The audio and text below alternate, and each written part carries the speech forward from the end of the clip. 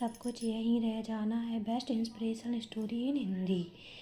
एक राज्य में एक बार एक सन्यासी आया और सीधा राजा के महल में चला गया। उस सन्यासी की वेशभूषा को देखकर राजा ने किसी भी सिपाही से उसे अंदर जाने से नहीं रोका। वो सन्यासी सीधा राजा के दरबार में चला गया।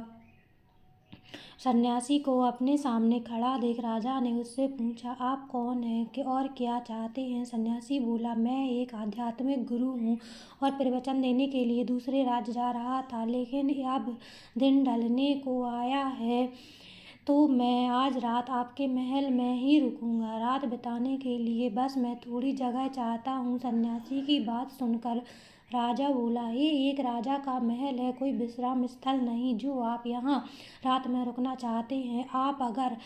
आप बाहर जाइए, वहाँ रहने की कोई ना कोई जगह मिल जाएगी। सन्यासी ने राजा से फिर प्रश्न किया, महाराज क्या मैं जान सकता हूँ कि आपसे ये महल किसका था?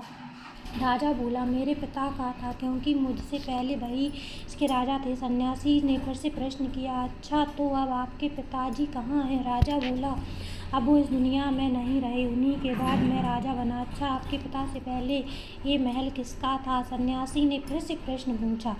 राजा को अब गुस्सा आने लगा, लेकिन फिर भी उसने शांत होकर जवाब दिया, मेरे पिता से पहले ये महल मेरे दादाजी का था और अब वो इस दुनिया में नहीं है। अब सन्यासी बोला, ये जगह जो ना कल तुम्हारी थी और ना ही तुम्हारे जाने के बाद ये किसी और की होगी। इस संसार में लोग कुछ ही समय रह पाते हैं और फिर चले जाते हैं, या जहाँ हम अपना समय बिताते हैं वही हमारा विश्राम स्थल है। ना तुम इसे अपने साथ लेकर जा पाओगे और ना ही कोई और। बताओ, ये महल एक विश्राम स्थल नहीं तो क्या है? राजा उनकी बात समझ गया और हाथ जोड़कर माफ़ी मांगने लगा। उसने सन्यासी को रुकने को जगह दे दी।